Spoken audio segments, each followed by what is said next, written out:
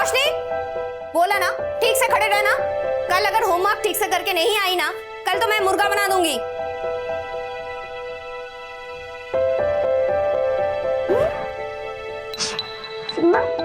कल तो मैं हुई नहीं।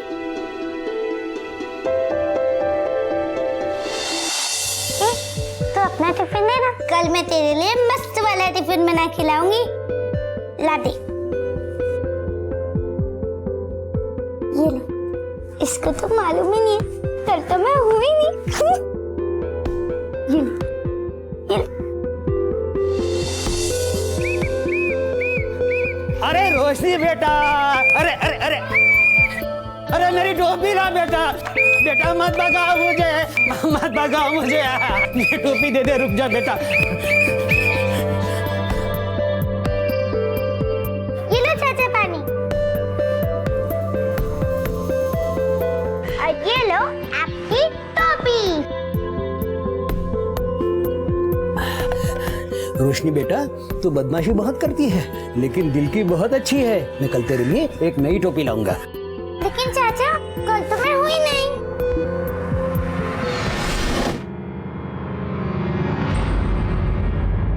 कहाँ गई होगी ये लड़की? कितनी देर हो गई?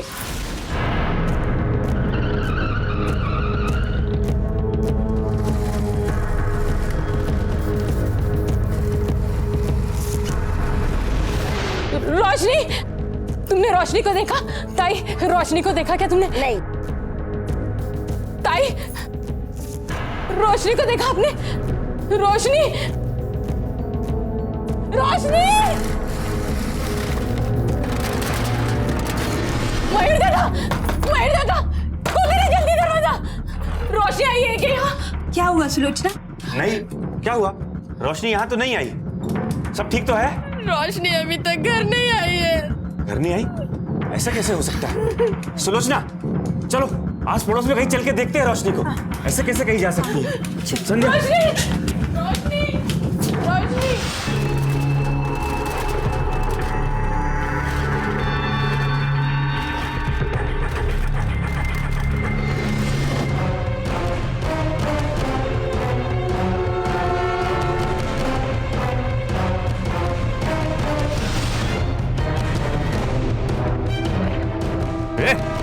क्या हो रहा है यहाँ पे?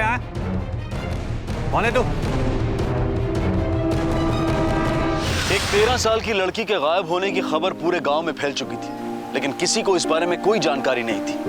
पूरी रात हर गली नुक्कड़ में ढूंढने के बाद भी रोशनी के बारे में कुछ पता नहीं चला। ऐसा लग रहा था कि रोशनी का पहले से ही कहीं जाने का इरादा था। आखिर कहाँ थी रोशनी और क्या था उस बक्से में जिसे वो आदमी डुबोने की कोशिश कर रहा था? 20 घंटे हो चुके थे। सुलोचना की घबराहट और उसका डर बढ़ता जा रहा था। आखिर क्या हुआ था उसकी बच्ची के साथ? अब सुलोचना के पास रोशनी को ढूंढने का सिर्फ एक ही तरीका बचा था। ओके, ठीक है। देखिए, हॉस्पिटल में तो कुछ पता नहीं चला। आप ये बताइए कि रोशनी स्कूल से कितने बजे आती है? करीब 3 बजे साहब।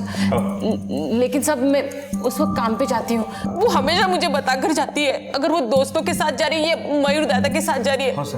लेकिन उसने कुछ नहीं बताया साहब। अब एक काम कीजिए, आप अपना फोन ऑन रखिए। हो सकता है ये किडनैपिंग केस हो। घबराइए नहीं, हमने सर्च पार्टी तैयार कर दी है। आपकी बेटी मिल जाएगी, भरोसा रखिए।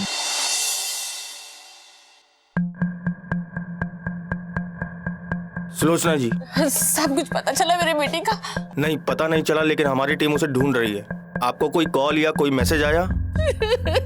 नहीं। उसका कमरा दिखाइए।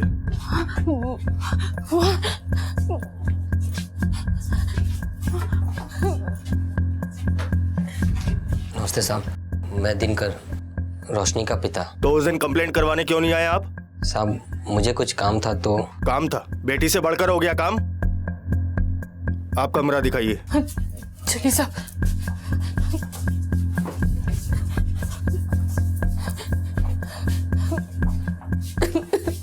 ये रोशनी का सामान है। मैंने इसको कितना समझाया सर? मैंने बहुत बोला है कि देख तू फिक्र मत कर, रोशनी वापस आ जाएगी। तेरी वजह से वो घर छोड़ के गई है। उस दिन उस बेचारे को कितना चिल्लाया इसने। साहब पिता हूँ उसका। हाँ मैंने उसे डांटा था, और क्यों नहीं डांट सकता हूँ साहब? चल करते, चलना करते। नहीं नहीं, मैं नहीं कर रहा। अरे चलना। किसी ने देख लिया तो? कोई नहीं देखेगा। मैं लड़कियों की नहीं डरी, तू क्यों डर रहा है? चल। देख, कुछ भी हुआ तो उसकी जिम्मेदार तू होगी। ठीक है, जो होगा देखा जाएगा। अब चल। वो रही। हाँ वो। अरे मेरी मदद करना। अरे ले।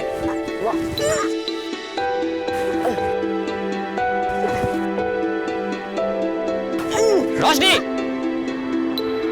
साहब मुझे लगा कि वो मान जाएगी, लेकिन वो मानती ही नहीं थी।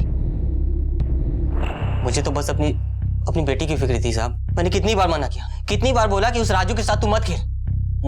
मुझे उस राजू पे बिल्कुल भरोसा नहीं साहब। कहीं उसी ने तो।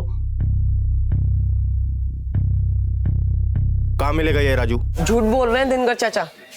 पता नहीं उनको क्या प्रॉब्लम है मुझसे। मैंने कुछ नहीं किया, वो खुद आती थी मेरे पास मदद मांगने। और रोशनी इतनी अच्छी थी, वो अपने टिफिन गरीबों में खिला दिया करती थी।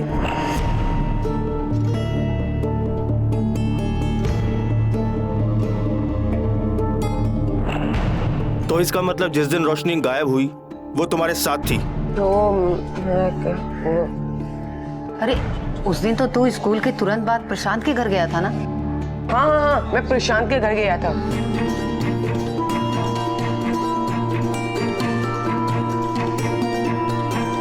ठीक है।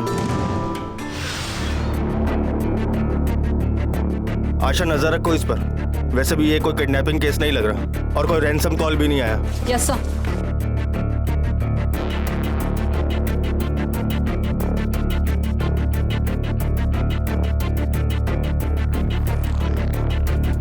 सर रोशनी के सामान से बड़ी अजीब सी चीजें मिली हैं। सर ये एमयू क्या है, कौन है, कुछ पता नहीं। और सर ये एक नंबर मिला है, लेकिन सिर्फ 8 डिजिट है। हाँ आशा, हो सकता है रोशनी ने ये कोई फोन नंबर गलत लिखा हो। इसके अलावा और कुछ? सर एक ड्राइंग मिली है, बड़ी अजीब सी ड्राइंग है सर। क्या मतलब हो सकता है सर इसका? आशा, बच्चे अक्सर अपने माँ बाप से ज्यादा अपने दोस्तों को चीजें बताते हैं। हमें वहीं से शुरू करना चाहिए। स्कूल। इस ड्राइंग का क्या मतलब है, क्या बता सकते हैं?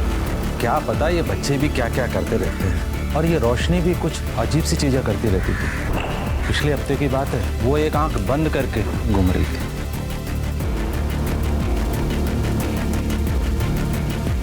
क्या पता कुछ टाइप का कोड हो।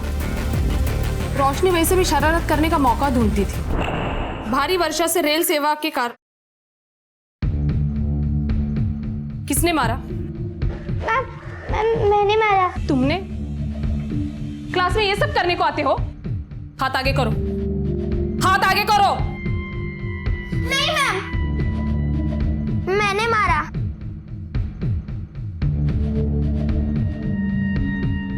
शरारती थी पर दिल की अच्छी थी। इस ड्राइंग का क्या मतलब है, क्या बता सकती है?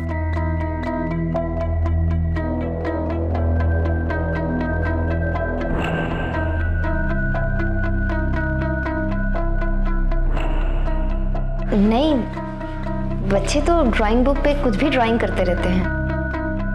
अच्छा, रोशनी तुम्हारी दोस्त थी बेटा? हाँ, रोशनी मेरी बहुत अच्छी दोस्त थी, हमेशा मेरी मदद करती है। आखिरी बार जब तुम उससे मिली थी तो उसने कुछ कहा था तुमसे? कल तो मैं हुई नहीं। हाँ, उस दिन जब मैं उससे मिली थी ना, तभी उसने मुझसे ऐसा कहा था कि कल तो मैं हुई नहीं।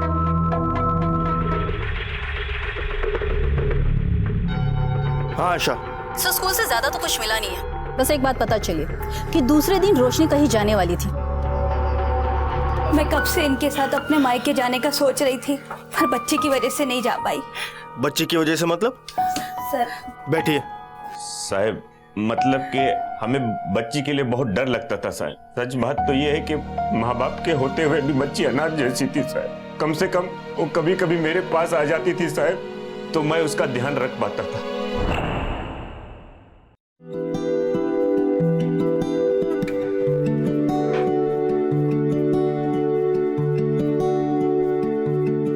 रोशनी, आपको कैसे पता कि मैं आ रही हूँ? मैंने तो एक आवाज भी नहीं की। अरे मुझे पता था तू आने वाली है, मैं तेरा इंतजार कर रहा था ना। इसलिए देख मैंने तेरे लिए देख क्या लाके रखा है। अरे वाह, ये तो बहुत सुंदर है। आप बहुत अच्छे हो। आप मेरा कितना ख्याल रखते हो। देख तू मेरा जितना ध्यान रखती है ना, उसके हिसाब से तो ये कुछ भी नहीं है। अरे मैं तो चाहता हूँ कि तुझे खूब घुमाऊं, मेला दिखाऊं, खूब सारी अच्छी अच्छी चीज खिलाना पिलाना, लेकिन ये मेरी आंखें नहीं है ना, तो बेटा कैसे करूं समझ नहीं आता। चाचा, आप मेरी आंख ले लो ना। रोशनी ये क्या कह रही है? पागल हो गई है क्या? चाचा, वैसे भी मेरे पास तो 2 आंखें ना। अगर आप एक ले लोगे तो आप सब कर सकोगे जो आपने अभी बोला। नहीं बेटा, मुझे जरूरत नहीं है आंखों की, तू है ना मेरी आंखें। आप भी बताओ साहब, ऐसी लड़की को कौन चोट पहुंचाना चाहेगा? साहब कुछ भी करो साहब, हमारी रोशनी को ढूंढ के ला दो साहब। कुछ चीजें हैं जिससे शायद कुछ पता चल जाए। ड्राइंग मिली है बड़ी अजीब सी, स्टूल के नीचे आग जलती हुई। इसका क्या मतलब हो सकता है? स्कूल में भी पूछा, किसी को नहीं पता। ये गीताली मैम। गीताली मैडम, इससे क्या कनेक्शन है? वो उसको जब सजा देती थी तो स्टूल पे एक टंग पे खड़ा कर देती थी साहब। रोशनी ने उस टीचर के खिलाफ कई बार शिकायत भी की स्कूल में, लेकिन वो और ज्यादा गुस्सा हो गई और स्कूल खत्म होने के बाद वो एक्स्ट्रा क्लासेस के नाम पे वो कितना परेशान करती थी हमारी रोशनी को, सब मेरे को बोलती थी साहब। वो रोशनी, साहब हो सकता है वो गीताली मैम ने उसको कोई सजा दिया हो उस दिन। मैडम, जिस दिन रोशनी गायब हुई उस दिन स्कूल के बाद आप कहाँ थी? मैं पहले बता चुकी हूँ, मुझे इस बारे में कुछ नहीं पता। आपके स्कूल के सिक्योरिटी गार्ड ने हमें बताया कि गेट से निकलने के बाद आप किसी के पीछे भागी थी। उस दिन मैंने गीतांजलि मैम को भागते हुए देखा, वो बहुत गुस्से में थी, लेकिन जिसके पीछे भाग रही थी उसको मैंने नहीं देखा। उस रोशनी को तो मैं उस दिन उसको सजा दी थी। रोशनी, क्या हो रहा है? हाँ, ये क्या है? ड्राइंग मैंने जो दिया था वो सब नहीं किया ना? तू नहीं सुधरेगी, आज मैं तुझे नहीं छोड़ू। हाथ आगे करो, हाथ आगे करो।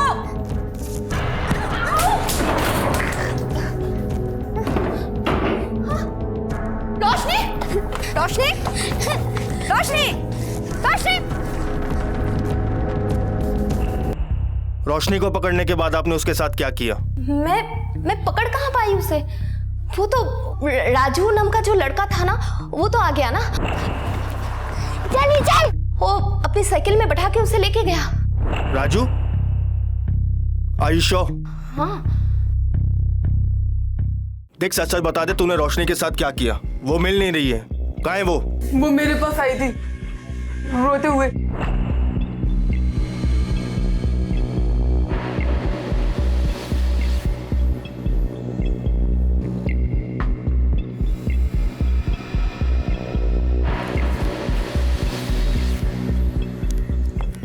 देखो, पता है आज टीचर ने मुझे बहुत डांटा।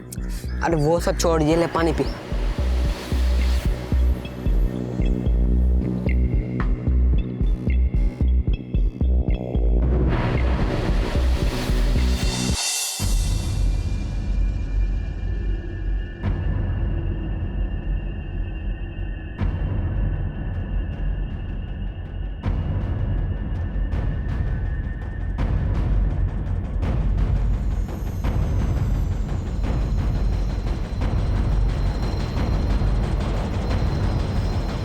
गुदगुदी मत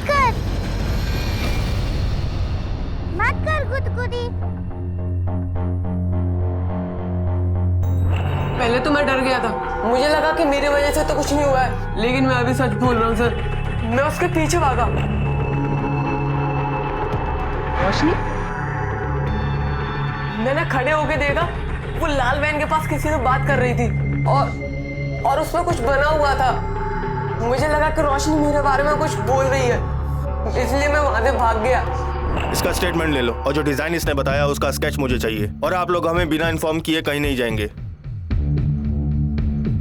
आशा, इस मरून गाड़ी का पता करो, पुराना मॉडल है, उस पे एक डिजाइन भी है।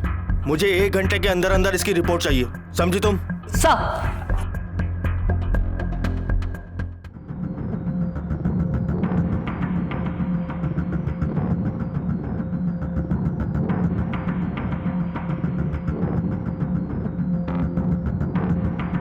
Yes sir.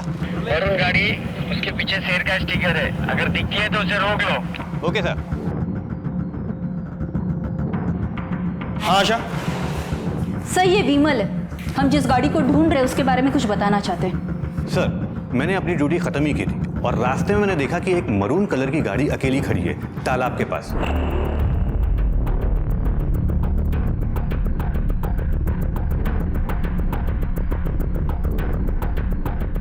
कौन है वहां पे? हाँ? क्या हो रहा है? साहब हम हल्का होने आए थे तो थोड़ा खुला तालाब मिला तो हम सोचे कि कर ले। हल्का होने है? चल भरती है ऊपर आ। ये गाड़ी तेरी है? हाँ साहब हमारी है। ये क्या है? काला शीशा काय के लिए? हाँ? तेरे को मालूम है ना इसका फाइन कितना होता है? बोल। अच्छा तुमने फाइन लगाया है ना, तो फिर नंबर भी लिया होगा ना? Yes madam.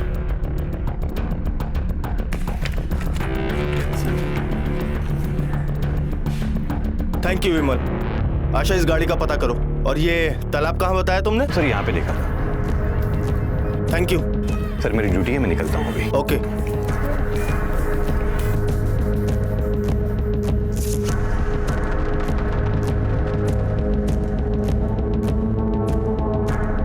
सर हाँ यहाँ पे घसीटने का निशान दिख रहा है।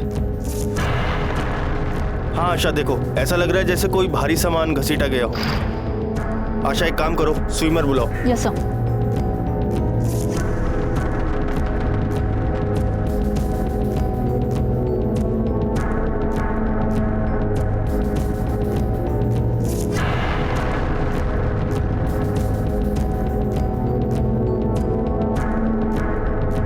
साहब यहाँ कुछ है।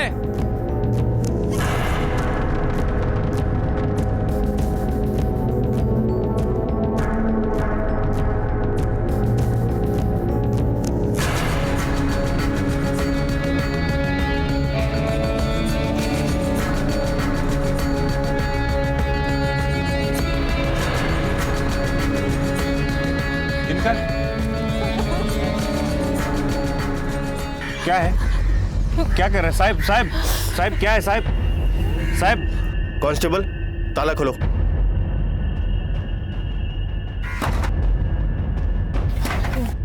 क्या हो रहा है? साहब खोलो।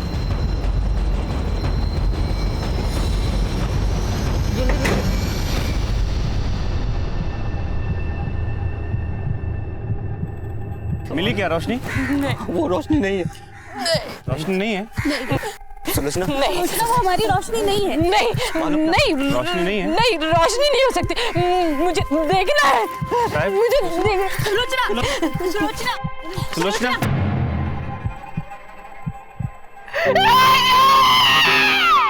संध्या, सुलोचना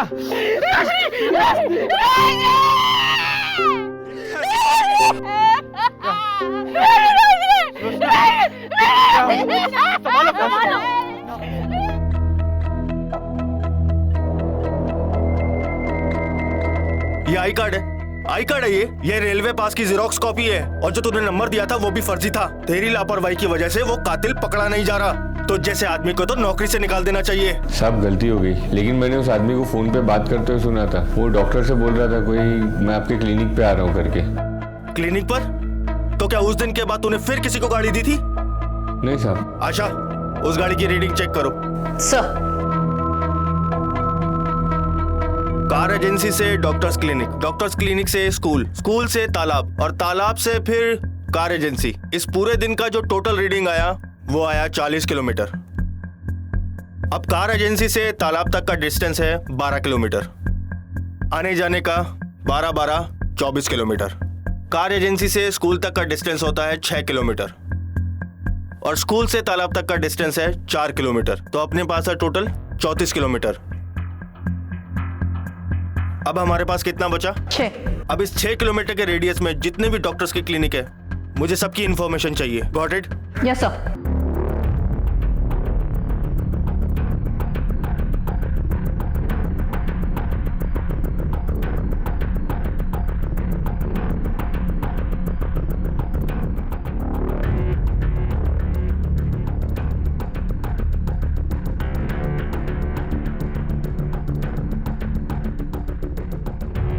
4 क्लिनिक मिले उस एरिया में। ये रही उसकी डिटेल्स।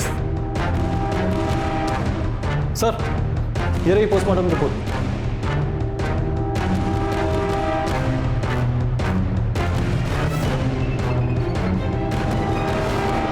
माफ कीजिएगा, आपको जल्दबाजी में बुलाना पड़ा। इनसे मिलिए। ये हैं डॉक्टर आनंद वेलेनकर। आइए आपको एक कहानी सुनाता हूं। इन डॉक्टर साहब का एक है जीजा, जो एक फैक्ट्री में जॉब किया करता था, जो थोड़ा गर्म दिमाग का है। और ऐसे ही किसी दिन उसने किसी के साथ मारपीट की, लेकिन बात यहीं खत्म नहीं हुई। उस आदमी ने बदला लेने के लिए इसके जीजा की आंख में एसिड फेंक दिया और वो अंधा हो गया। कांस्टेबल, लेके आओ उस जीजा को।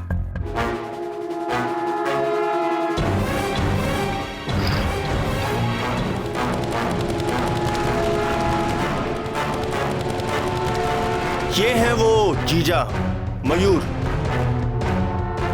इस जीजा ने अपने इस साले से मदद मांगी। इस साले ने मदद तो नहीं की, लेकिन इसे एक घिनौना आइडिया जरूर दे दिया कि एक डोनर लेकर आओ जो तुझे अपनी आंखें दे सके। इसलिए इन्होंने अपने शहर कानपुर से एक नए शहर में बसेरा बसाया। वहां इसकी मुलाकात हुई एक मासूम सी बच्ची रोशनी से। इसने उस मासूम सी बच्ची को बहला फुसला कर इस बात के लिए राजी कर लिया कि वो इसे अपनी आंखें दे दे। मैंने तेरे लिए देख क्या लाके रखा है। ये तो बहुत सुंदर है। मेरे पास 2 आंखें ना, मैं आपको अपनी एक आंख दे दूंगी तो आप सब देख सकते हो। और ये शक मुझे तब हुआ और जब रोशनी की पोस्टमार्टम रिपोर्ट में लिखा था कि उसकी आंखें गायब हैं।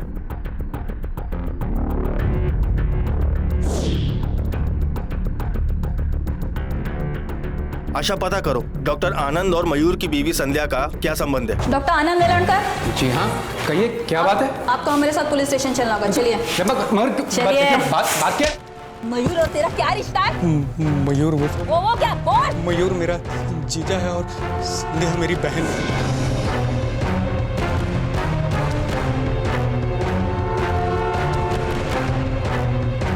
इसके आगे की कहानी मैं बताऊं या तू बताएगा मयूर? प्लान बनाया था मैंने। रोशनी, ये हवा चल रही है, कोई है आसपास? कोई भी तो नहीं है पास में, हवा चल रही है। हाँ हाँ, मुझे लगा। अच्छा सुन, ओ तेरी आंख किधर है? ये रही। अब ये एक आंख मैंने बंद की, तेरे को दिखता है ना सब? अरे चाचा, सब दिख रहा है। मैंने पहले भी कई बार किया है, सब दिखता है। अच्छा सुन, कल स्कूल के बाद तुम मेरे साथ डॉक्टर के पास चलेगी, है ना? बस एक छोटा सा ऑपरेशन होगा, फिर दोनों घर आ जाएंगे। ठीक है। मैंने रोशनी को बहलाया, फुसलाया और गाड़ी में बिठा के डॉक्टर आनंद के पुराने वाले क्लिनिक पे ले गया। मुझे रोशनी नहीं, उसके आंखों की रोशनी चाहिए थी। थोड़ी देर में ही पूरी तरह से अनकॉन्शियस हो जाएगी, फिर हम ऑपरेशन करके इसकी एक आंख का कॉर्निया निकाल लेंगे। आनंद, एक आंख ने, दोनों आंख निकाल लो। क्या? जो बोल रहे हैं वही करो। चिंता मत करो, मैंने सब इंतजाम कर लिया है।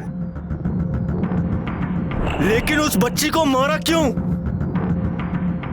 मैं डर गया था साहब, मुझे समझ में नहीं आया। हमें एक आंख निकालनी थी, लेकिन लालच में दोनों आंखें निकल गई। अब क्या करें, कुछ समझ नहीं आया। मैंने रोशनी को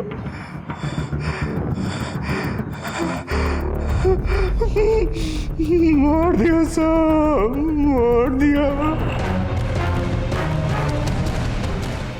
और मैंने अपने एक गांव वाले की मदद से रोशनी की बॉडी को ठिकाने लगाया। क्या हो रहा है यहाँ पे?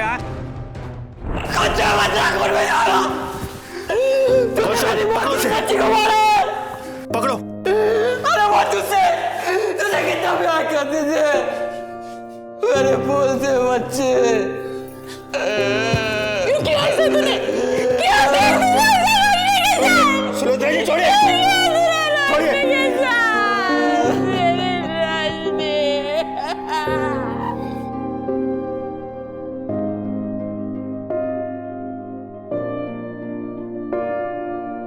लेके जाओ इसे।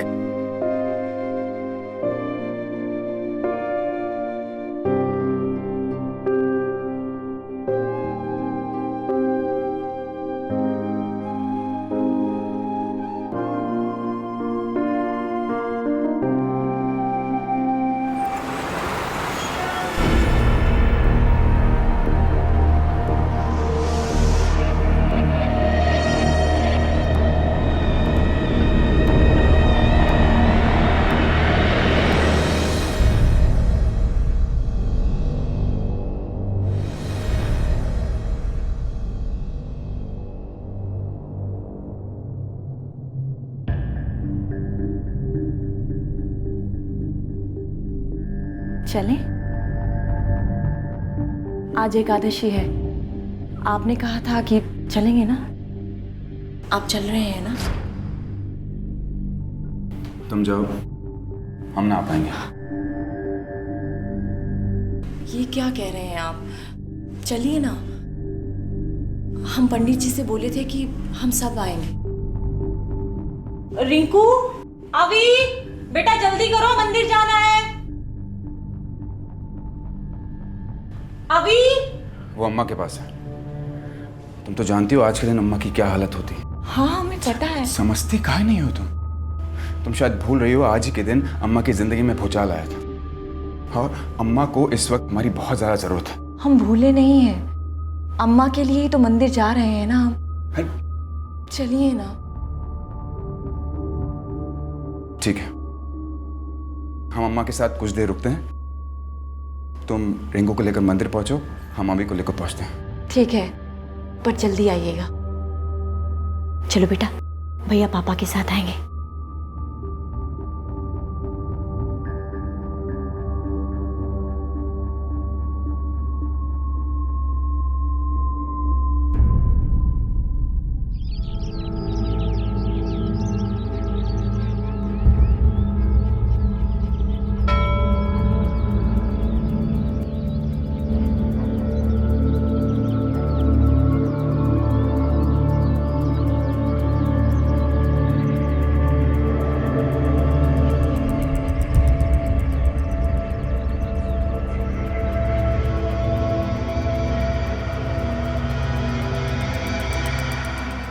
हेलो, हाँ हम आ गए हैं। नहीं हम अकेले हैं, वो नहीं है, बोले बाद में आएंगे। हाँ ठीक है।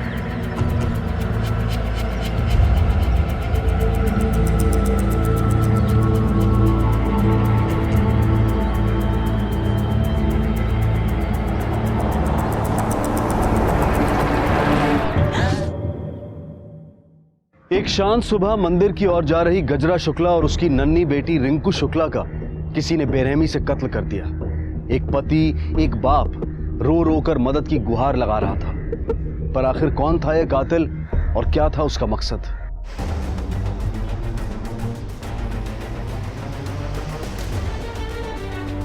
काले जा रहा नाले जाने तुम्हें काले जा रहा हूँ नाले जाने के तुम्हें कैसा आके खोल दे कैसा कैसा नहीं जानेंगे तुम्हें काले जा रहा हूँ और नहीं जाने कैसा कैसा कैसा किसी को नहीं छोड़ेंगे कैसा काट डालेंगे एक एक को कैसा अम्मा अम्मा उसको मत ले जाने दो कैसा कैसा कुछ ना होने देंगे तुम्हें कैसा एक एक को काट डालेंगे कैसा एक एक को काट डालेंगे छोड़ो हमको कैसा कैसा किसी को नहीं छोड़ेंगे कैसा किसी को नहीं किसी को नहीं एक एक को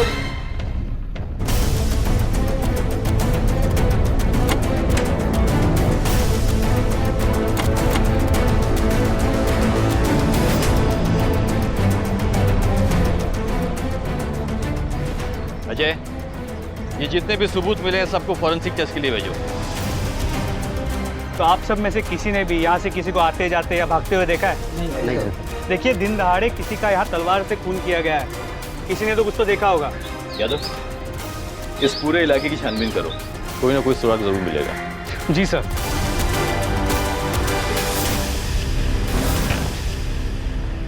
वैसे भी वहाँ कोई मिला नहीं जो वारदात के वक्त वहाँ मौजूद था। वीरेंद्र शुक्ला की पत्नी अपनी बच्चियों को लेकर मंदिर जा रही थी, लेकिन मंदिर वो नहीं गई, मंदिर के पीछे के इलाके में गई। अब सवाल ये उठता है कि वो खुद से मंदिर के पीछे के इलाके में गई या फिर उसको वहाँ कोई खसीट के ले गया ज़बरदस्ती। सर ऐसा लगता तो नहीं है, क्योंकि मंदिर के आसपास की ज़मीन गीली थी। अगर कोई उन्हें ज़बरदस्ती ले जाने की कोशिश करता तो उन्हें घसीटे जाने के निशान होते, और ऐसे कोई निशान तो थे नहीं, और ना ही उनके पास इतना वक्त था कि वो निशान मिटा सके, क्योंकि अगर वो कोशिश करते तो कुछ और निशान बन जाते। या फिर यादव, ऐसा तो नहीं है कि इन सब के पीछे उसका हाथ है? अपनी पत्नी को फुसलाकर पीछे ले गया वो मंदिर के, फिर उसके बाद में उसने वहाँ पर उसका कत्ल करवाया हो, और कत्ल करवाने के बाद में फिर चीखना चिल्लाना शुरू किया हो ताकि लोग वहाँ पर इकट्ठा हो जाए।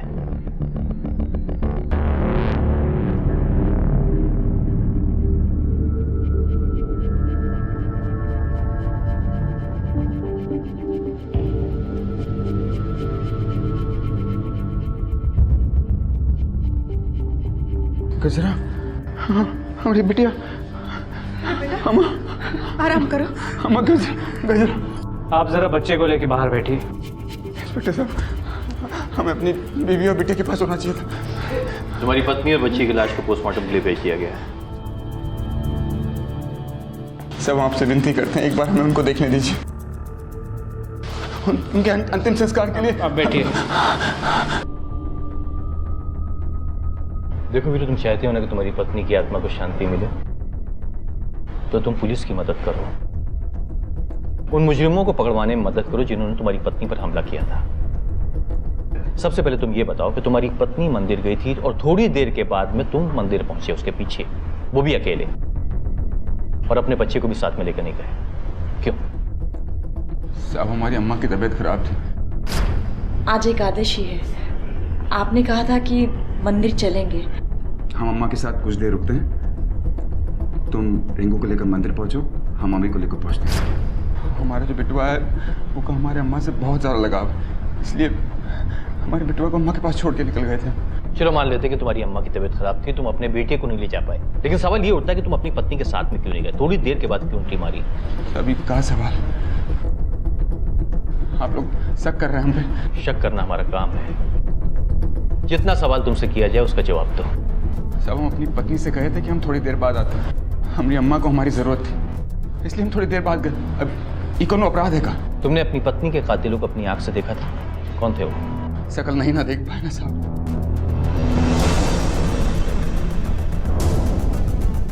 तो फिर बार बार तुम क्यों चिल्ला रहे थे? किसको मारने की बात कर रहे थे? एक को काट डालेंगे, एक को काट डालेंगे, छोड़ो हमको। किसको देखा था तुमने वीरू? साहब, हम आपसे बार बार कह रहे हैं ना, उनकी शक्ल नहीं देख पाते। कोई भी अपनी पत्नी और बिटिया की लाश देखेगा तो यही कहेगा ना। मैं तुझसे आखिरी बार पूछ रहा हूँ, सच सच पुलिस को बता दो। हम आपसे बार बार कह रहे हैं ना, अपनी पत्नी और बिटिया की लाश देखकर हम पागल हो गए थे। हम क्या क्या कहे जा रहे थे, हमें कुछ पता नहीं, हमें कुछ समझ नहीं आ रहा था। यादव, ये वीरेंद्र को सब कुछ मालूम है कि कत्ल किसने किया है, लेकिन हमारे साथ नौटंकी कर रहा है। तुम एक काम करो, जैसे ही पोस्टमार्टम के बाद लाश आती है ना, परिवार को दे दो, और इस वीरेंद्र की हिस्ट्री जानने की कोशिश करो पूरे। दो ट्राई टू फाइंड आउट इसके दुश्मन कौन है। जी सर। ठीक है, कॉन्टेक्ट में।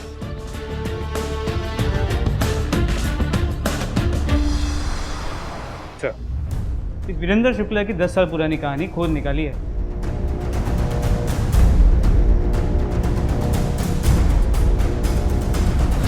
मनोजवं मारुततुल्य वेगं जितेन्द्रियं बुद्धिमतां वरिष्ठं वातात्मनंजं वनरुत्तमुख्यं श्रीरामदूतं शरणं प्रपद्ये पूजन्त राम रामेति। नहीं पंडित जी, बाबूजी के आने के बाद।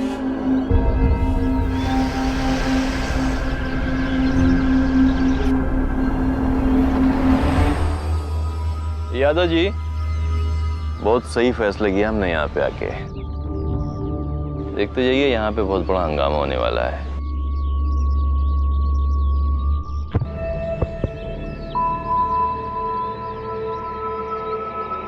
अपने मन पे काबू रख, मर्द है तू, रस्म पूरी कर।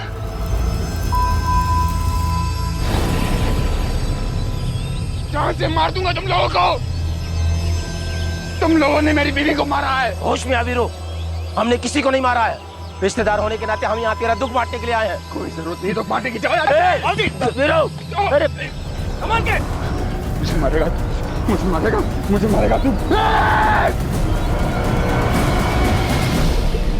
वीरेंद्र शुक्ला की पत्नी और बेटी के दाह संस्कार के समय उसके ताऊजी का परिवार भी पहुंचा और शमशान घाट जैसे जंग का मैदान बन गया।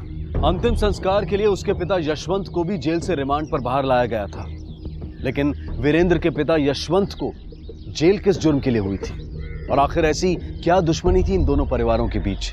हमारी समझ में नहीं आ रहा कि आप हमसे काहे सवाल जवाब कर रहे हैं। हमारा कोई हाथ नहीं है इस कत्ल में। पता लगा लेंगे हम कि किसका हाथ है और किसका नहीं। बाबूजी, अब काहे ये सब बोल रहे हैं? हम कुछ छुपा रहे हैं का? अरे पूछने दीजिए ना जो पूछना चाहते हैं।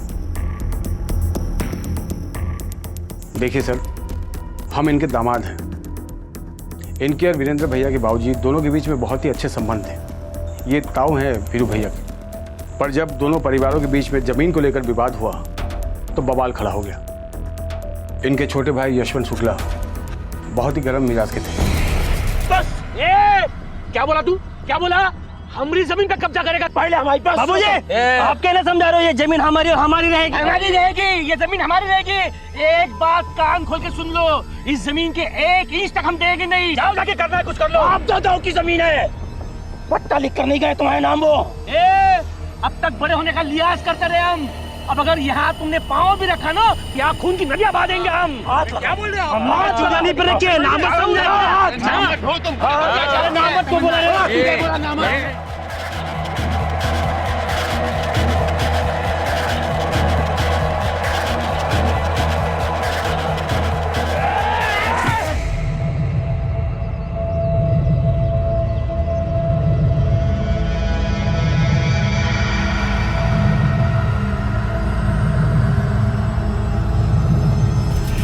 छोटे दादा हमरे ही बाबूजी को मार दिए, हमरे ही आंखों के सामने।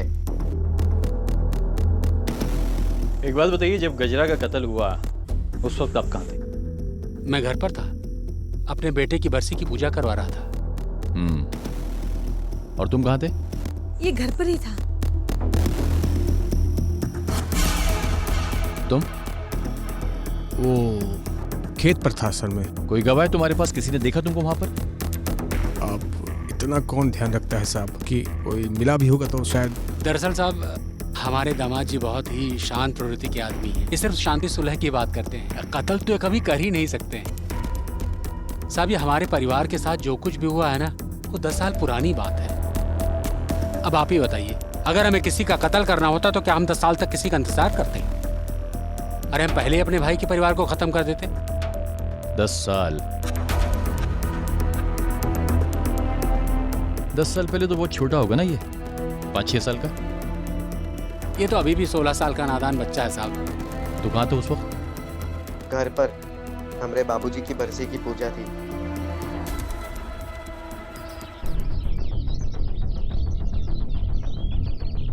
तुम्हारी पत्नी के कत्ल को लेकर हमें किसी पर शक है। अम्मा अभी को लेकर अंदर जाओ। चलो। इसे ध्यान से देखो, ये है वो आदमी। हमने इस आदमी के सारे रिकॉर्ड्स निकाल लिए हैं। जिस वक्त तुम्हारी पत्नी का कत्ल हुआ, ये आदमी उसी एरिया में मौजूद था। और यही वो आदमी है कि अपनी पत्नी के अंतिम संस्कार के वक्त तुमने इस पे गोली चलाई थी, याद है? लेकिन साहब ये बेटा, सच काहे नहीं बताए दे रहे हो पुलिस को? काहे छुपा रहे हो? अम्मा तुम काहे बीच में टांग रही हो? जाओ ना अंदर। कितनी बार तुमको समझाए हैं, कानून अपने हाथ में मत लो, इससे कुछ नहीं हासिल होना है। तुम्हारी पत्नी भी तो यही चाहती थी ना? अम्मा तुम देखो वीरेंद्र शुक्ला, अगर तुम इस वक्त आजाद घूम रहे हो और अपने आप को सलाखों के पीछे नहीं पा रहे हो, तो सिर्फ इसलिए कि सरजू ने तुम्हारे खिलाफ कंप्लेन नहीं की थी। एक बात याद रखो, कानून को कभी भी अपने हाथ में मत लेना। कानून को तुमने अपने हाथ में लिया तो अपने आप को सलाखों के पीछे पाओगे। एक बच्चा और है तुम्हारा, उसके सर से माँ का साया तो हट चुका है। हम नहीं चाहते कि उसके सर से बाप का हाथ भी हट जाए। सच बताओ, यही है वो आदमी ना? हाँ सर।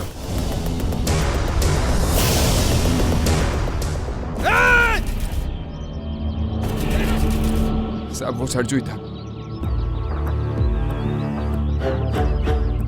लेकिन साहब ये हमारे परिवार का आपसी मामला है, आप इसमें दखल ना दे तो ही अच्छा है। हम जानते हैं इस सब केसेस को हमें कैसे हैंडल करना है, और वैसे भी आप लोगों की फौज पर हमें बिल्कुल भी विश्वास नहीं है। 10-15 साल ये केस कोर्ट कचहरी में चलेगा, उसके बाद हमारा फैसला आएगा हमारी मौत के बाद। आप तो इस केस को बंद ही समझिए तो अच्छा है। जो करना है हम खुद ही कर लेंगे। ऐसी गलती करने की कोशिश भी मत करना। याद रखना, तुम पर और तुम्हारे परिवार पर हमारी नजर है। अगर सरजू मुजरिम है तो कानून उसे सजा देगी। अरे साहब ये क्या कर रहे हैं साहब? ये क्या कर रहे हैं साहब? हमारे दामाद जी जैसा शरीफ इंसान दूसरा कोई है नहीं साहब। देखा दादाजी, वो लोग अभी भी हमसे बदला ले रहे। ये लोग को ना घर से खींच के निकालेंगे ना हम लोग। चुप समझाइए इसे। जी, अपनी हद में रहेगा तो आपके लिए और आपके परिवार के दोनों के लिए अच्छा होगा। जी, लेकिन साहब ये तो बड़ी अजीब बात है ना।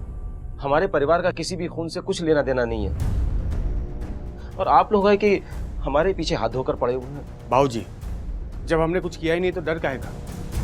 अब शांत हो जाइए, पुलिस को अपना काम करने दीजिए। क्या होगा, रखेंगे 2-4 दिन अंदर हमको? सच एक ना एक दिन तो बाहर आ ही जाएगा ना। चलिए साहब, ले चलिए हम। आप लोग हमारी बात पर भरोसा काहे नहीं कर रहे हैं? हमारा हाथ नहीं है इस मर्डर में। बेवकूफ समझता है पुलिस वालों को। पक्का सबूत है हमारे पास। जिस वक्त ये हादसा हुआ तू उस वक्त अपने खेत में नहीं था, मंदिर के कहीं आस-पास था। सरजू देख, तू सच सच बता दे, वरना मैं अगर अपने हिसाब से पूछूं तो ये बहुत भारी पड़ेगा। लेके जा सच बताते सब, हम सच बताते सब। ये सच है कि हम मिलने वाले थे गजरा भाभी को, पर हमारी मिलने की वजह कुछ और थी साहब। जमीन का एक टुकड़ा की वजह से दोनों परिवार दुश्मन बने थे, और वो जमीन ना हमारी ना उनकी। क्या फायदा उस जमीन का? ना हमारे काम आ रही थी ना उनके काम आ रही थी। हम और गजरा भाभी इसी कोशिश में थे कि कैसे भी करके वीरू भैया को समझाए, राजी करे कि समझौता हो जाए साहब। बस पर उस दिन हमको फोन आया साहब गजरा भाभी का। हेलो, हम आ गए हैं। नहीं, हम अकेले हैं, वो नहीं है। बोले बाद में आएंगे। कोई बात नहीं, हम राह देखेंगे वीरू भैया की। ठीक है, हाँ जी। सच बात यही है साहब, हमारे बीच बात हुई थी मंदिर के पीछे मिलने की। और तू पहुंच नहीं पाया?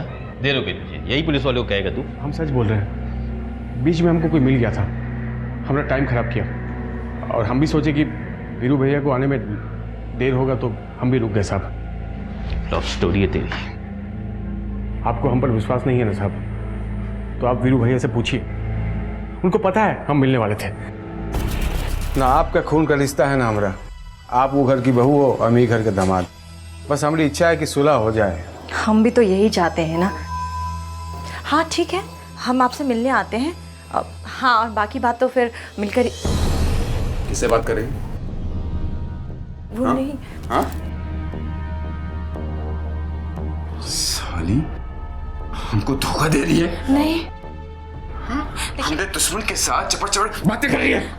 आप गलत समझ रहे हैं। मैं गलत समझ रहा हूँ? हाँ, मैं गलत समझ रहा हूँ। देखिए, मैं तो सबका भला ही चाहती हूँ ना। चाहती? क्या भला चाहती तू? देखिए, आप गलत समझ रहे हैं। गलत समझ रहा हूँ। जो आप समझ रहे हैं वैसी बात गलत फहमी होगी उनको।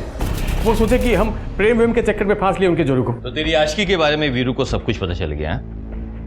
गलत समझा था साहब, अकल के एकदम आधे हैं वो। एक बार खोपड़ी सरक गई तो गई। साहब, गजरा ने हमारे अलावा किसी की तरफ आंख उठा के जिंदगी में नहीं देखा। वो हमें धोखा नहीं दे सकती साहब। हाँ, एक बात हो सकती है साहब, सरजू अपनी जान बचाने के वास्ते हमारी पत्नी के बारे में कोनो मनगढ़ंत कहानियां सुना रहा हूँ। हमें अपनी बीवी पर पूरा भरोसा है साहब, वो हमसे बहुत प्यार करती थी। सर, ऐसा नहीं लगता कि ये वीरेंद्र सच कह रहा था? यादव जी, सच्चा प्रेम करने वाले दिखावा नहीं करते हैं, ऐसा छाती पीट पीट के रोते नहीं हैं। सर, ये भी तो हो सकता है कि अपने ऊपर लगे इल्ज़ाम से बचने के लिए सरजू ने ये नई कहानी हमारी तरफ सरका दी हो, ताकि हमारा शक वीरेंद्र की तरफ जाए। But possible. अभी सरजू अपनी हिरासत में है ना, इसको तोड़ो। और ये अपना क्या नाम है इसका? सर, वीरेंद्र। इस पे भी नजर रखो।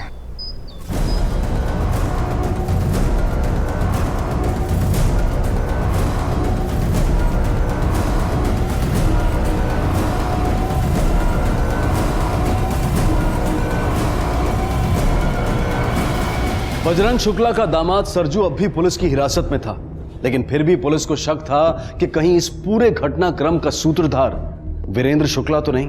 अब सच के अंधे कुएं से कुछ ऐसा हाथ लगने वाला था जिसकी पुलिस ने कल्पना भी नहीं की थी।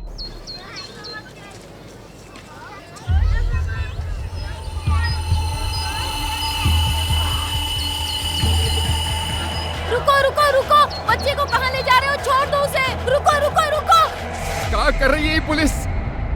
क्यों चिल्ला रहा है? क्या कर रहे हैं आप लोग? हमारे बेटवा को अगवा कर लिया गया है, कभी भी मार सकते हैं उसको। हाथ पर हाथ धरे बैठे हो आप। क्या बात है, क्यों चिल्ला रहा है? कछु नहीं कर सकती ये पुलिस, कछु नहीं कर सकती। अब जो करेंगे हम भी करेंगे। आवाज नीचे कर। पुलिस स्टेशन है ये। बता, कहां से अगवा हुआ तेरा बच्चा? साहब, हमारी बीवी को मार डाला, हमारी बच्ची की जान लिया और हमारे बिटवा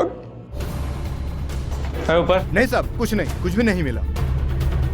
साहब हम पर भरोसा कीजिए, हमने नहीं उठवाया अभी को, और फिर हम क्यों उठवाएंगे साहब? वो तो हमारा पोता है साहब। कौन उठवाया और बच्चा कहाँ है ये तो हम पता लगा ही लेंगे।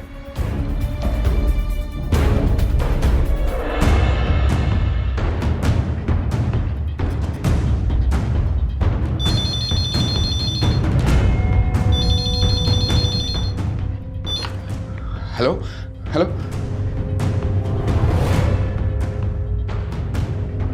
देखिए हम आपके आगे हाथ जोड़ते हैं, आप हमारे बेटे को कुछ मत कीजिए, हम अपना केस वापस ले लेंगे, सर को छुड़वा देंगे हम, लेकिन प्लीज हमारे बेटे को कुछ नहीं होना चाहिए।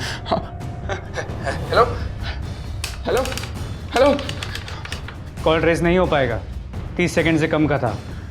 वैसे बोल क्या रहा था? आप हम पे एक मेहरबानी कीजिए, आप प्लीज हमारी कोई भी मदद मत कीजिए, हम ढूंढ लेंगे हमारे बच्चे को, आप प्लीज जाइए यहाँ से। देखिए आप समझने की कहाँ समझें, किस बात का इंतजार कर रहे हैं? हमने बिटवा का पार्सल घर भेजा, उसका एक और लाश का इंतजार कर रहे हैं। अरे बेटा शांत हो जाओ, इतना गुस्सा ठीक नहीं है। हाँ ठीक है, ले आओ। सर बजरंग शुक्ला फैमिली के अपडेटेड फोन रिकॉर्ड्स आ रहे हैं। वक्त हमारे पास बहुत कम है यादव, बच्ची की जान को खतरा है, अगर हमें फोन रिकॉर्ड्स नहीं मिले तो हम कुछ नहीं कर पाएंगे। लेकिन अब तो ये बात भी क्लियर है कि वीरेंद्र शुक्ला का इस मर्डर में कोई हाथ नहीं है। लगता तो सही यादव, लेकिन सर आपको अभी भी उसी पे शक है? Sir phone records.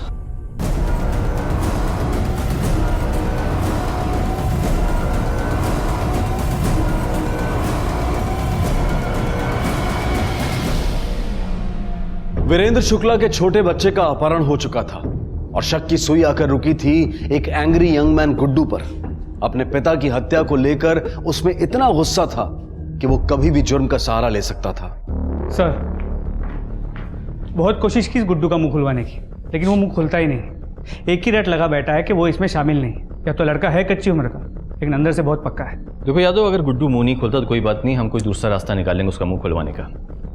लेकिन इससे पहले कि वीरेंद्र के बच्चे कोई जान ले, हमें कुछ करना होगा। सर वीरेंद्र शुक्ला आया है, वो आपसे तुरंत मिलना चाहता है। भेजो उसे। ठीक है सर। साहब हमसे गलती हो गई साहब। कैसी गलती?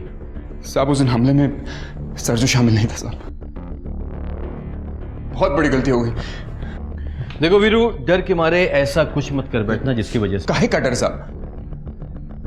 साहब हम उनसे कोनो शिकायत नहीं है, हम अपना केस वापस लेना चाहते हैं।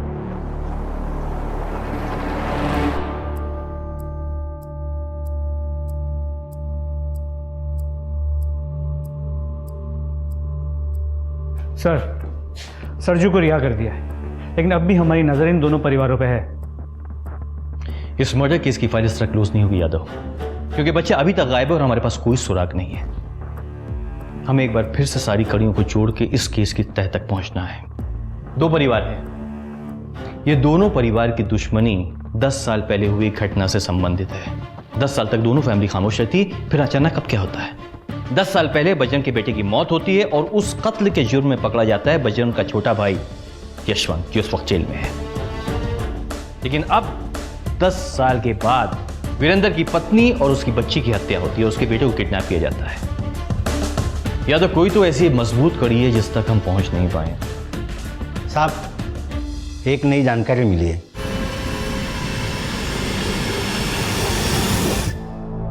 बिटवा भाजी, इन सब में एक बात अच्छी हुई कि आप घर वापस आ गए। बस अब अभी का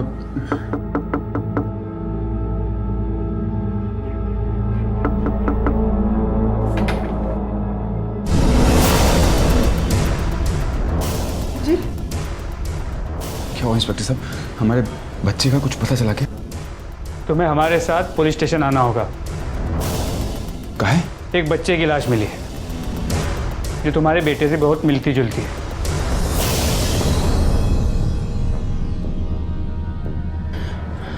नहीं इंस्पेक्टर साहब, ये हमारा बेटा नहीं है। तुम जा सकते हो, जैसे ही कुछ पता चलेगा तुम्हारे बेटे का तो खबर कर देंगे। आपसे ना हो पाएगा। हमको विश्वास ही नहीं रहा पुलिस पे। आप भूल जाइए, हम खुद ढूंढ लेंगे अपने बच्चे को।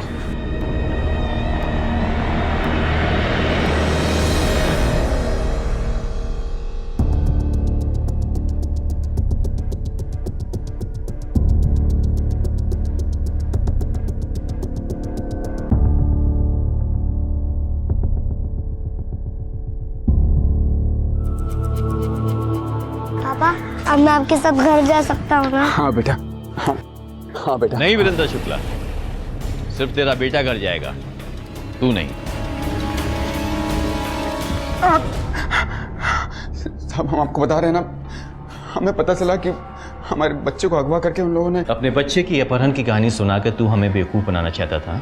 सब समझ में आ रहा था हमें कि ये सब के पीछे सिर्फ तू है, लेकिन हमारे पास कोई ठोस सबूत नहीं था, इसलिए हमने बच्चे की लाश का छोटा सा नाटक किया।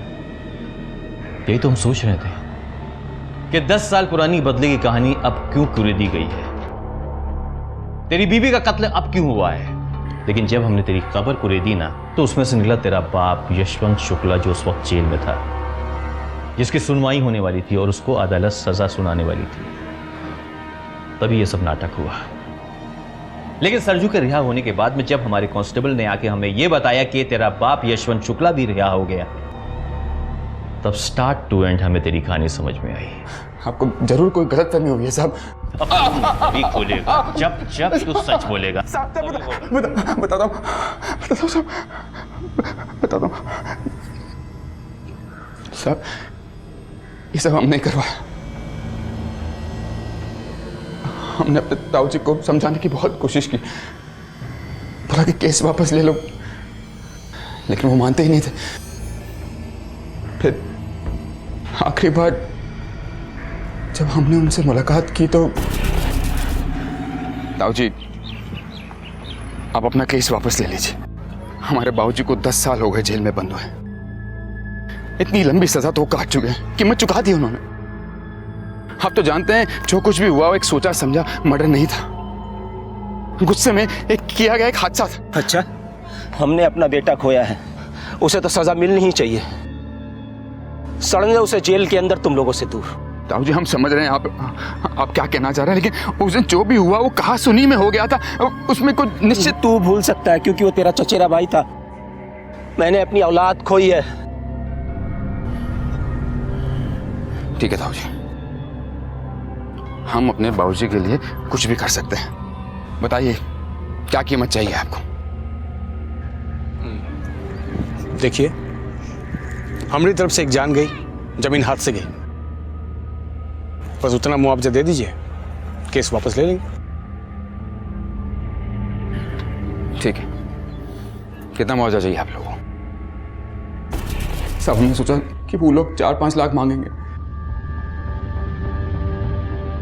लेकिन जब सरजू ने मुंह खोला तो 40 लाख। 40 लाख?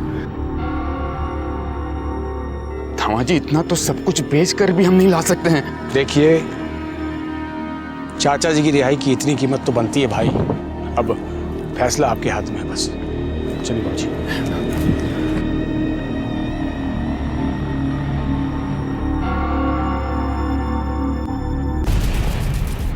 सब बहुत कोशिश की पैसा जुगाड़ करने की, लेकिन नहीं कर पाए। उधर बाबूजी की तारीख भी नजदीक आ रही थी, बहुत परेशान थे बाबूजी। वो घर वापस आना चाहते थे, क्या कहते कि आपकी रिहाई के लिए हम कछु ना कर पाए। हम जानते थे भैया केस वापस नहीं लेगा। कहा सोचा तू हाथ पांव जोड़ेगा तो तेरे ताऊजी मान जाएंगे? तो बाजी आप ही बताइए हम क्या करें? बाबूजी हम आपके लिए कुछ भी कर सकते हैं।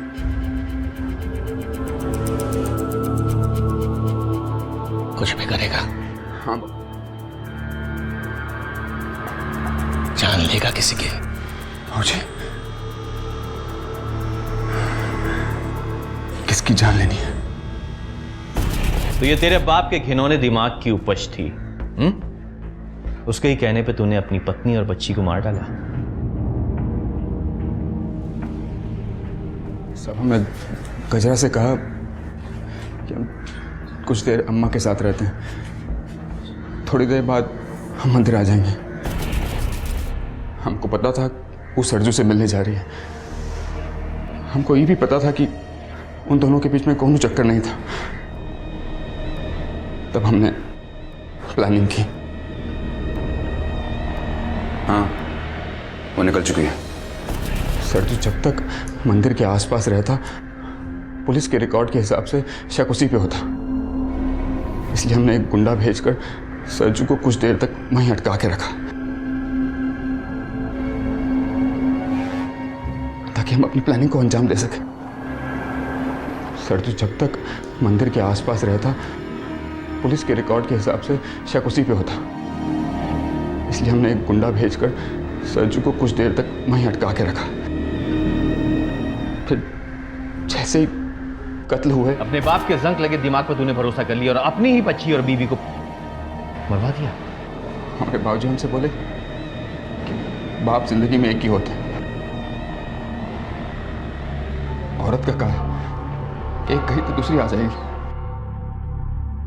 औलाद पैदा करना तो अपने हाथ में नहीं। तेरी बच्ची खुद अब तेरा खून थी ना? हाँ? उसका कत्ल करवाने में एक बार भी तूने सोचा नहीं? बेटी का काम वो तो जीवन भर का बोझ होता। मरवा डाल। बिटुआ तो था ना हमारे पास। बिटुआ था तेरे पास? हाँ, बिटुआ था। और बेटी को तूने मरवा दिया। वो तेरा खून नहीं थी? हाँ? तू अपने बाप की सजा कम कराने के लिए किसके पास गया था? बजरंग के पास में ना? क्या हुआ? उसने केस वापस लिया? अब जब सरजू के लिए मिलने गया तो वो नहीं मान, इसीलिए फिर बाबूजी के कहने पर हमने अपने बेटे अभी को अगवा करने का प्रोग्राम बनाया। और गुड्डू जेल के अंदर था तब। क्या चाहिए तुमको? आप जानते हैं ताऊ जी, केस वापस ले लीजिए, छुड़वा दीजिए बाबूजी को। पहले गुड्डू और सरजू को छुड़वाओ।